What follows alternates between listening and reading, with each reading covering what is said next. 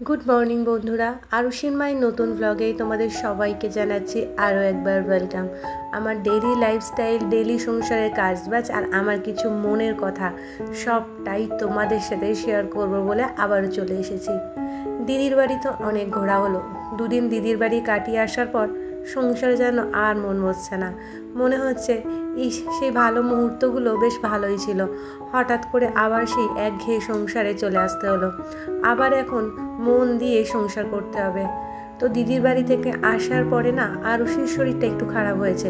দিদির বাড়ি থেকে ঠিক আসার পরে নয়, যেদিন দিদির বাড়ি থেকে ফিরবো সেই দিনই দুপুরবেলা থেকে আরুষির প্রায় 100-র ওপর জ্বর ছিল। তো দিদির বাড়ি থেকে ফেরার পরে আরুষিকে তো ডাক্তারের কাছে নিয়ে গেছিলাম। তো দেখো এখানে আমি আরুষিকে কোনোভাবে ওষুধ খাওয়াতে পারছি না। আরুষি এত দুষ্টুমি করছে, কোনোভাবে ওষুধ খেতে চায় না, কিন্তু ওষুধগুলো না খাওয়ালে তোকে হবেই না। খুব সমস্যা পেতে হয় আরুষিকে ওষুধ খাওয়ানোর জন্য। ডাক্তারবাবুকে বললে ডাক্তারবাবু রীতিমতো আমাদের ওপর বকাঝকা করে যে আপনারা পারেন না একটা বাচ্চাকে ওষুধ খাওয়াতে। আচ্ছা বলো, ওষুধটা না খেলে ওর শরীরটা সুস্থ হবে কি করে? তো অনেক সমস্যা, অনেক কি বলবো, বকাঝকা করে ওকে ওষুধ খাওয়াতে হয়। আরুষি এত দুষ্টু হয়ে গেছে না, কিছুতেই ওষুধ খেতে চায় না। যে ওষুধের ফ্লেভারগুলো একটু ভালো হয় সেই ওষুধটা খায়, আর যে ওষুধের ফ্লেভার ভালো হয় না সেই ওষুধ ওকে আমি খাওয়াতেই পারি না। তো দেখো আজকে না আমি সত্যি কথা ওকে একটু মেরেও দিয়েছি। আমার পরে নিজেরই মনটা খারাপ করছে যে সকাল সকাল ওকে মারলাম কেন। কিন্তু ওষুধ সারাদিনে একবারও আমি ওকে ওষুধ খাওয়াতে পারি না। তো এই হয়ে গিয়েছে সমস্যা। সত্যি কথা বলতে সংসার এই সংসারের সমস্যার তো শেষ নেই। কয়েকদিন ভালোভাবে সময় কাটিয়ে আসার পরে আবার সেই শুরু হয়ে গেল সমস্যা। আরুষির শরীরটা খারাপ। তো যাই হোক, সমস্যা নিয়েই আমাকে সংসার চালাতে হবে। তো ওষুধটা তো কোনো মতেই আরুষিকে খাওয়াতে পারলাম না। নিজের গায়ে ফেললো, আমার নাইটিতে ফেললো, টিস্যু দিয়ে ভালো করে ওর হাত মুখটা মুছিয়ে দিয়েছি। আর সকালবেলায় আরুষির বাবা যেমন অফিস বেরিয়ে যায় রোজকারের মতন, ঠিক তেমনই অফিস বেরিয়ে গেছে। আর এখন আমি আরুষির খাবারটা নিয়েও চলে এসেছি, তার সাথে আমি নিজের জন্যও 1 কাপ চা নিয়ে চলে এসেছি। আরুষি একটু কান্নাকাটি করছিল বলে ওকে একটু ফোনে কার্টুন চালিয়ে দিয়েছি। বাইরে প্রচুর গরম আর তেমন রোদও উঠেছে। এখনও রান্না বান্না কাজকর্ম কিছুই হয়নি, সবটাই করব আর সবটাই তোমাদের সাথে শেয়ার করতে করতেই ব্লগটা নিয়ে যাব। তো আশা করছি তোমরা ভিডিওটা কেউ স্কিপ করবে না। আমার এই মধ্যবিত্ত পরিবারের সংসারের সমস্ত কাজকর্ম যদি তোমাদের ভালো লেগে থাকে তাহলে অবশ্যই নতুন বন্ধু হয়ে পাশে থেকো। আর আমার চ্যানেলের পুরনো বন্ধুদেরকে তো অনেক ভালোবাসা, নতুন বন্ধুদেরকেও অনেক ভালোবাসা জানাই। আর এখন বিছানাটা তোলা হয়নি, কিছুটা গুছিয়েছি। আর রাত্রিবেলা আমি যে বেড কভারটা পাতা থাকে তার উপরে আর একটা পুরনো বেড কভার পেতে আমরা ঘুমাই। তো সেই পুরনো বেড কভারটা এখন আমি তুলিনি, কারণ আরুষিকে বিছানায় বসে খাওয়াবো বলে সেই বেড কভারটা পাতা রয়েছে। আর আজকে ভেবেছি এই পুরনো বেড কভারটা একটু কেচে দেবো, তাই জন্য আরুষিকে এর ওপর বসিয়ে খাইয়ে দিচ্ছি। তো আরুষি খাওয়ার সময় ও ঝামেলা করছে, তো ওকে কোনো রকমভাবে খাইয়ে দাইয়ে চলে আসলাম বাসি বিছানাটা গোছাতে। বিছানার বালিশগুলো ঠিকঠাক করে গুছিয়ে দিয়েছি, এখন মশারি বেড কভার এইগুলো একটু গোছাতে হবে। আর দিদির বাড়ি থেকে আসার পরে না আমারও একটু শরীরটা খারাপ। শুধু একা আরুষির শরীর খারাপ বলবো না, তার সাথে আমারও শরীরটা খারাপ। আসলে কারোর বাড়ি গেলে সেখানকার জল হাওয়া ওয়েদার তো চেঞ্জ হয়, সেই ক্ষেত্রে আর প্রচণ্ড যেহেতু গরম ছিল সেখানে গিয়ে দিনে 2-3 বার তো এমনি স্নান করেছি। সেই 2-3 বার স্নান করার ফলেই আমাদের একটু শরীরটা খারাপ হয়েছে, হালকা একটু জ্বর। তো আমি সারাদিনই বেশিরভাগ সময় জ্বরের ওষুধ খেয়েই কাজবাজ করছি। আর এখন কিছু জামা কাপড় শুকিয়ে গিয়েছিল, সেইগুলো কালকে শুকিয়েছিল আর কাল সন্ধ্যাবেলা আমি গোছাইনি, সেইগুলো এখন আমি ভালো করে গুছিয়ে রেখে দেবো। এরপর তো সারাদিনের কাজকর্ম তো রয়েছেই। আর কোথাও থেকে ফেরার পরে দেখবে কাজকর্ম যেন বেশি বেড়ে যায়।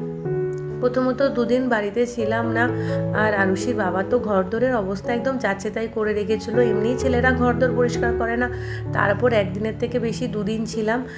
কি বলবো, যেখানে পেরেছে জামা কাপড় ছেড়েছে, বিছানায় শুতো, বিছানাটাও একদম ঠিকঠাক করেনি। আমরা কালকে ফিরেছি, কালকে রাত্রিবেলা এসে এই বেড কভারটা চেঞ্জ করেছিলাম। এটা নতুন বেড কভার, কাঁচা বেড কভার পেতেছি। এর আগে যে বেড কভারটা পাতা ছিল সেটা আমি তুলে দিয়েছি, সেগুলো আমি কালকে রাত্রেই কেচে ছাদে মেলে দিয়েছিলাম। ভাবলাম যে যদি পরের দিন বৃষ্টি হয় তাহলে তো বেড কভারটা শুকাবে না, আর পরের দিন সকালবেলা কাজকর্ম করার একদম সময় থাকে না, যেহেতু আরুষির বাবা বেরিয়ে যায়, তাই আমি একা আরুষিকে নিয়ে এত জামা কাপড় কাচতে পারি না। আর দিদির বাড়ি থেকে ঘুরে আসার পরে যে সমস্ত কিছু জামা কাপড় আরুষি ইউজ করেছে সেগুলো সবগুলো তো ওখানে কাচিনি, এখানে এসে কাচবো আজকের। তো এখন আমি স্নান করে নিয়েছি, কথা বলতে বলতে অনেকটা সময় পেরিয়ে গেছে, তো আমি স্নান করে নিলাম, নিয়ে আমি গোপালকে ভোগটা দিয়ে দিলাম। আর একবার আরুষির বাবা সকালবেলা গোপালকে ভোগ দিয়ে যায়। আমি এখন ঘরদোর পরিষ্কার করেছি, করে স্নান করে নিয়েছি। আসলে কি হয়েছে, কিছু ভিডিও এডিট করা বাকি ছিল, বিছানাটা তোলার পরে কিছু ভিডিও আমি এডিট করলাম, সেই ভিডিও এডিট করতে গিয়ে না অনেকটা সময় হয়ে গিয়েছিলো। আর কয়েকদিন ঘোরায় মানে দিদির বাড়ি ঘুরতে গিয়ে এতটাই বিজি ছিলাম যে ভিডিও এডিট করার কথা মনে ছিল না। আর আজকের কিছু ভিডিও এডিট করলাম, ভাবলাম যে ভিডিওগুলো এডিট করে নিয়ে তারপরে আমি সংসারের কাজবাজগুলো করব। সেই কারণেই আমি আর ঘরের কাজ কিছু দেখাতে পারিনি, মানে ধরো ঘরদোর পরিষ্কার করা, ঘর মোছা, জামা কাপড় কাচা এগুলো দেখাতে পারিনি। একেবারে স্নান করে পুজো করে নিয়ে চলে আসলাম নিজেকে একটু টেক কেয়ার করতে, কারণ সারাদিনে তো বেশি সময় পাই না নিজেকে যত্ন নেওয়ার জন্য। তারপরে না মানে কি বলবো, চোখ মুখগুলো কেমন বসে গেছে, একটু জ্বর জ্বর ভাব আছে, কাল রাত্রিটা ভালোভাবে ঘুমোতে পারিনি। আর সবথেকে বড় কথা, কালকে দিদির বাড়ি থেকে ফিরে সমস্ত ঘর পরিষ্কার করতে, বিছানার বেড কভার চেঞ্জ করে, দুটো ঘরে দুটো বিছানার বেড কভার কাল রাত্রেই কেচেছি, আর সেই সমস্ত করতে আর রাত্রি আবার স্নানও করেছি, প্রায় 9টা বেজে গিয়েছে। আর সেই রাত্রে স্নানটা করার পরে যেন আমার আরও শরীরটা খারাপ করছে। রাত্রেই জ্বর এসেছিলো, তো রাত্রিবেলা আরুষির বাবা জ্বরের ওষুধ দিয়েছিল, সেটাকে এখন একটু ভালো আছি। চলে আসলাম রান্নাঘরে, কারণ গল্প কাজ সবই তো হবে, তার সাথে রান্নাটা তো করতেই হবে। আর আজকে দুপুরে রান্নাবান্না করবো, একেবারে দুবেলার মতনই করে রাখবো। আমি স্নান করতে যাওয়ার আগে রান্নাঘরের কাজবাজগুলো গুছিয়ে গিয়েছি। তো এখানে মুসুর ডাল আগে থেকেই সেদ্ধ করে রেখে দিয়েছি। এখানে দেখো ঢ্যাঁড়স আর আলু গোটা রয়েছে, এইটা আরুষির বাবার জন্য হবে, আলু দিয়ে ঢ্যাঁড়সের তরকারি। কিছু পটল কেটে রেখেছি, পটলটা আমার ভাজা হবে, আর হবে মাছের ঝাল, আর একটু আলু ভাজা হবে। এই আজকের হালকা সিম্পল রান্নাবান্না করব। আলুগুলো কেটে ধুয়ে নুন হলুদ মাখিয়ে রেখেছি, আলু থেকে জল বেরিয়ে গেলে ভাজতে সুবিধা হয়। আর এখানে অলরেডি আমি আগে ভাতটা বসিয়েও দিয়েছি, ভাতটা মোটামুটি হয়ে এসেছে। ব্যাস একেবারেই যা রান্নাবান্না করব দুবেলার করব, কারণ প্রত্যেক দিন মানে দুবেলা রান্নাবান্না করতে ভালো লাগে না, একবেলাই রান্না করব যেটা দুবেলার খাওয়া দাওয়া হবে। এখানে পটল ভাজছি, আমার কিন্তু পটল ভাজা খেতে খুব ভালো লাগে। আর পটল ভাজার পরে যে তেলটা থাকে সেই তেল দিয়ে ভাত খেতে না আমার আরও ভালো লাগে। আরুষির বাবা কিন্তু পটল জিনিসটা একদম পছন্দ করে না, সে ঢ্যাঁড়স বেগুন এগুলো পছন্দ করে। আমি খুব একটা ঢ্যাঁড়স খেতে ভালোবাসি না, তো যদি ইচ্ছা হয় খাই, ইচ্ছা না হলে না খাই। তো এখানে এক এক করে সমস্ত রান্নাবান্নাগুলো করে নেব। আর জ্বর হয়েছে, আর তারপরে এই গরমে আগুনের তাতে দাঁড়িয়ে রান্না করতে না একদম ভালো লাগছে না। মনে হচ্ছে যেন একটু যদি চুপচাপ শুয়ে থাকতাম তাহলে হয়তো বেশ হতো, কিন্তু শুয়ে থাকা মানে শুয়ে থাকলে আমাদের মতন পরিবারে তো বাচ্চাগুলো খেতে পাবে না, তাই না? কারণ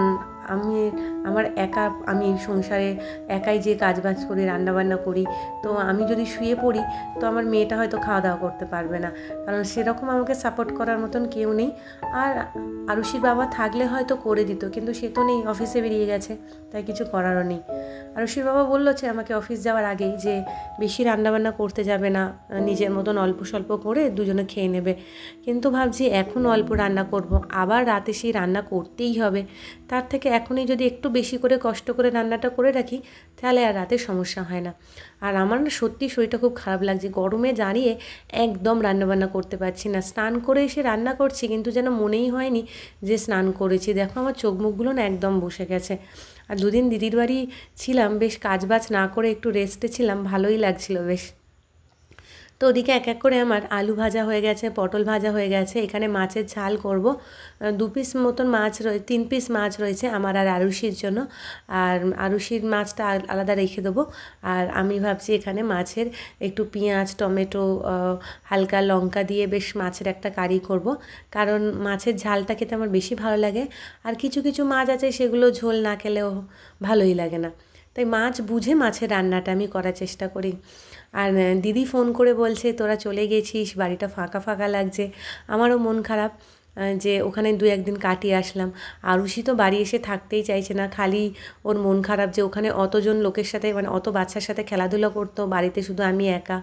আর আজকের আরুষি সকালবেলা খাওয়া দাওয়া করে এখন পাশের বাড়ির একটা কাকিমার কাছে গেছে। ও মাঝে মাঝেই ওখানে ওরকম যায়, ওই কাকিমার বাড়ি গিয়ে থাকে, শুয়ে থাকে। বাড়ি থাকলে যত দুষ্টুমি, আর ওই কাকিমাগুলো ওকে নিয়ে যায়, তাহলে আমি একটু নিশ্চিন্তে রান্নাবান্নাটা করে নিতে পারি। নয়তো আরুষি রান্নাবান্নার সময় এত দুষ্টুমি করে, সত্যি কথা বলতে কি রান্না করা সম্ভব হয়ে ওঠে না। এই একবারই রান্না করি, দুবেলা খাই। তো চলো ফাইনালি দেখিয়ে দিই কী রান্না করলাম। এই দেখো এখানে পাতলা করে মুসুর ডাল করেছি, আলু ভাজা, পটল ভাজা আর মাছের ঝাল করেছি। ঢেঁড়স আলুর তরকারিটা করে উঠতে পারিনি, কারণ এখন ঘড়িতে সময় প্রায় 12টা বেজে গেছে।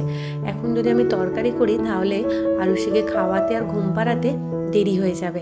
তাই ঢেঁড়সের তরকারিটা যেহেতু আরুষির বাবার জন্য করব, ওটা আমি ভাবলাম যে সন্ধেবেলায় করে নেবো, তাহলে অতটাও কাজের চাপ থাকবে না আর তরকারিটাও বেশ করা থাকবে।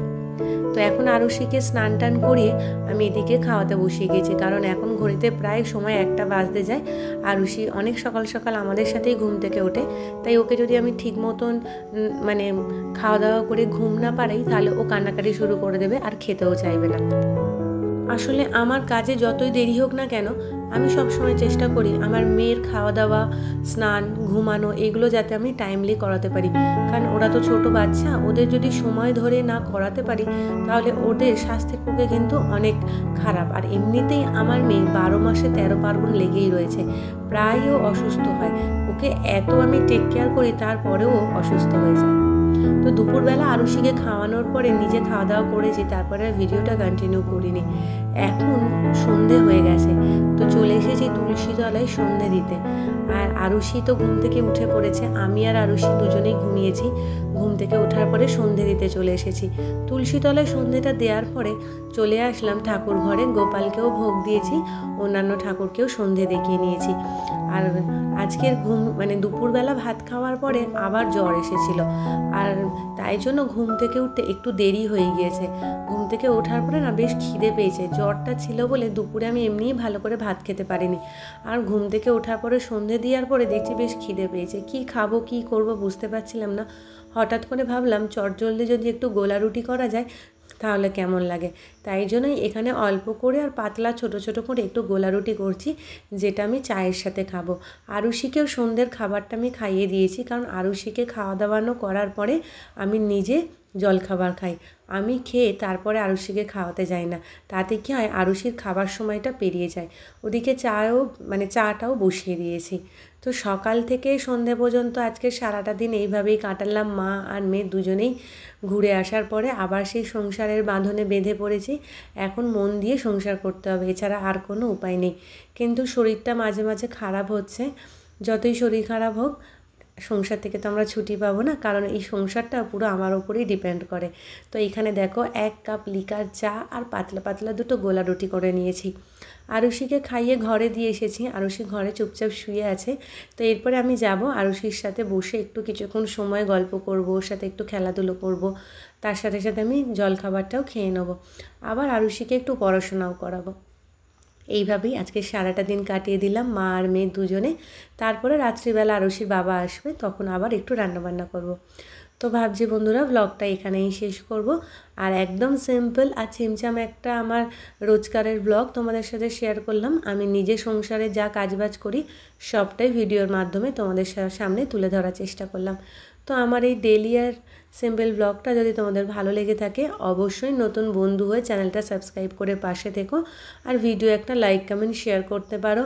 আর তোমাদের যদি কিছু জানার থাকে কমেন্টও করতে পারো। আজকের মতন বিদায় নিলাম।